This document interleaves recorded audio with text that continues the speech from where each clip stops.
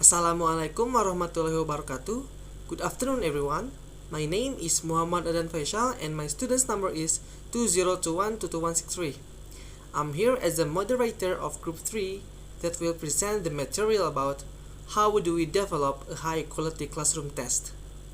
But first, let me introduce our group members. They are Lauran Mutiara, Eka Putri, Dwi Lingga, Nidaan, and me. Without further ado, let's get into the explanation which will be delivered by the presenters. Time is yours.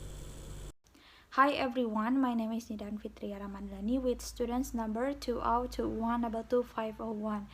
So in this video, I'd like to explain about developing a task. Alright, so as you can see on the video, there are three keys of developing a task or in judging the quality of a task. So the first is measure what we intend it to measure. The second is adequately represents or samples the outcomes, content, skills, abilities, or knowledge we are measuring. And the last is elicits information that is useful in informing our teaching and in supporting the learning of our students. So it means by measuring it will help us to consider a task as an operational definition of what we are trying to measure. When we operationalize an outcome, concept, competence, skill, or ability, we translate it into what we can actually measure. And for example, in a course that we are teaching, we have the goals or learning outcomes of supporting our students' reading comprehension by developing their ability to define new words through the use of contextual cues. And if this is our goal, we need to consider not only the learning activities that will support the development of this skill, but also how we will measure their learning in operational terms. Therefore, one of the principal means of measuring learning is through testing. So, it is important to understand that the more we know about what each item and task is measuring in a task, the more useful, meaningful, and interpretable our task will be. Is Lauran Mutiara Putri Mandiri and my ID number is 2021222148. The next material is about key terms and concepts in test development. In this test development process that will increase the useful and meaningfulness of our test. Key terms and concepts in test development. First, construct definition. Construct definition is the process of defining what we want to measure. Construct definitions are usually informed theoretically or empirically. For example, when we teach English for TOEFL program, the language competence and skill we test have to determine whether our students have sufficient English to pass the tools. Criterion and non-reference assessment. The main purpose of criterion-based assessment is to describe what students know and can do, and also to compare students' performance with other students. Target language use. The assessment will be based on a domain reference when the test is limited to particular context. The language used and the test chosen are also language and text that occur regularly in the domain. Back with me, Nidaan Fitria Ramadhani. So, the next material that will be explained by me is about the important role of task specification. But before into the core of the material, I'd like to give you some information about what is task specification is, because I think you might be unfamiliar with task specification. But first, I will give you some example. So, someone who develop a speaking assessment will have any ideas about what kind of speaking it will focus on and how the assessment will be done and what is the rating criteria will be. So the written version of these ideas is called task specification, or we can call it specs in short. And the task specification contains developers' definition of the construct assessed in the task and the detailed and the detailed definitions of tasks and rating criteria to guide the development of comparable tasks and the delivery of fair ratings. The specification records the rationale for why the assessment focuses on certain construct and how the task and the criteria operational them and test specification are excellent tools for gaining an in-depth understanding of the content and format of the test. So, is it important? Is it test specification is important? Yes, it is. It is important because test specification let teachers and test developers to develop multiple versions of a test, which are arguably parallel or as similar as possible.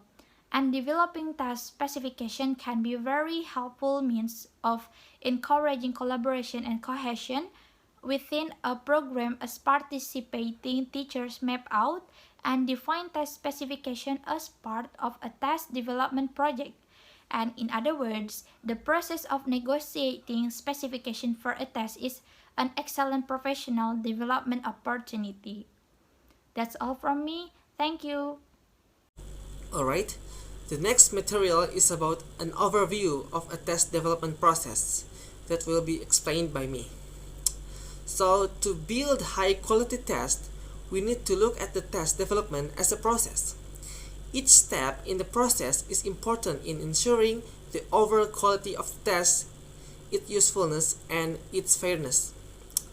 Now, we will examine each step in the process of test development based on the figure. The first is mandate. Mandate to test or not to test is the starting point for development process. The mandate for a new test is a determination that is the most appropriate or meaningful assessment alternative given the purpose of the assessment. The mandate may arise internally. You may want to administer a test because you feel it is the best way to evaluate what your students have learned at a particular point in the program. And alternatively, the mandate may also arise externally. It may be prompted by interest stakeholders who are not working within your program, by ministries or departments of education, by government agencies who fund your program, or by other group external to your program. And next, there are the purpose. The mandate motivates the purpose of the test and provide parameters for the definition of useful constructs in the test. In defining the constructs of interest in the test, we need to answer the question like, what do we need to measure in order to provide evidence of learning that addresses the mandate and the purpose of the test? And next, there are the construct. We need to define the constructs that we want to measure in our test. For example, in defining some skills, abilities, or performance. The focus in test development is to translate the construct we intend to measure into operational terms we can measure, namely items and tasks on the test. And next, there's the table of specification. Developing a table of specification for a test is a key feature of high quality testing. Engaging in the process of planning in our next test by using a table of specification will improve the quality of our test, increasing the clarity of the information of the test provide, and enhance the validity of the inferences we draw on the basis of our students' performance in the test. A table of specification helps us to define in precise terms what we intend to measure. It provides an overview of our operational definition of the construct, like what we will elicit as evidence of learning, what we will sample this learning in relation to time and effort, and how we will value performance, tasks, and items. So it is a blueprint for the tests we are administering now and for the future test. Once the table of specification has been developed, we turn our attention to the specification of tasks and items. Some of this specification work is already evident in the overall test blueprint, but we also need to specify the nature of task and item in our test. And next, there is item and task writing. An item is often referred as a discrete measure. Discrete point items tend to have right or wrong answer and tend to measure one feature of a construct at a time. For example, like main ideas, vocabulary, and supportive details. A task, in other hand, a task is more complex.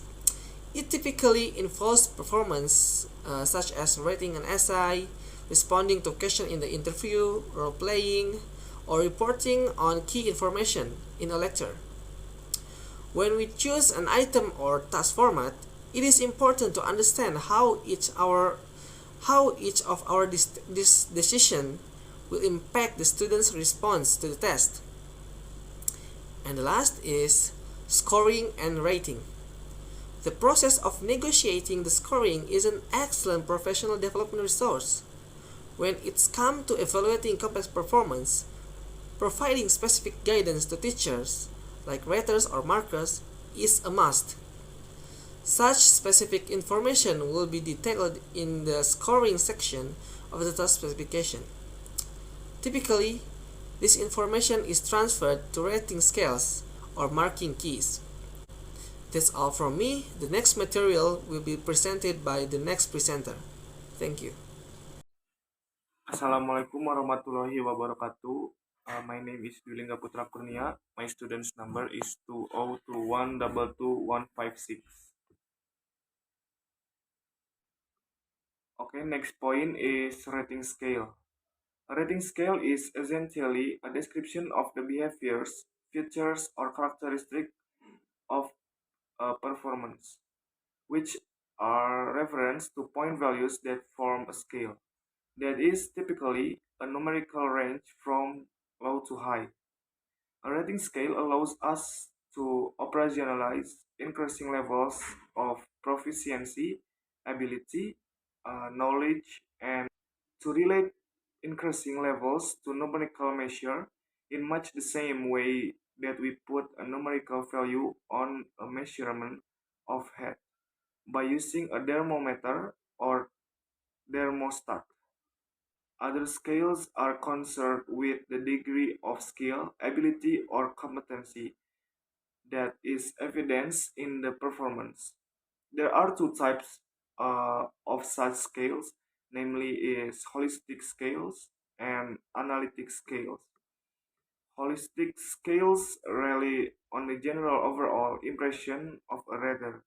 Readers consider a performance as a whole and relate their impressions to a scale that provides a criterion reference description that is linked to point.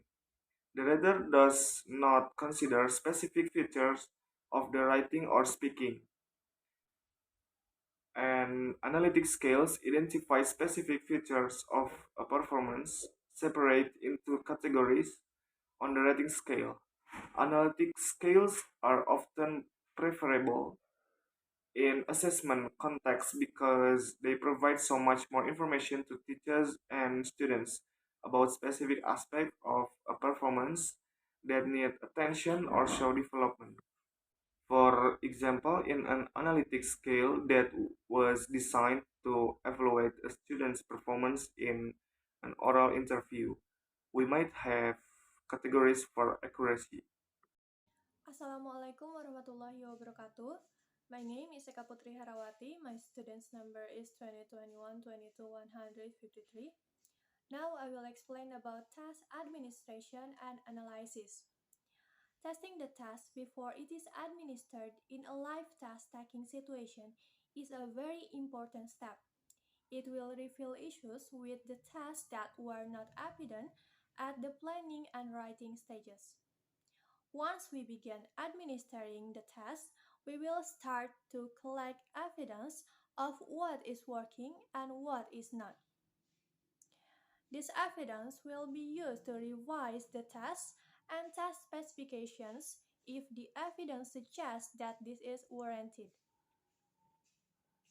In addition to collecting responses directly from test takers in order to evaluate how our test is working and to identify what to revise, we can also undertake a simple, straightforward analysis of how our items and or tasks are functioning.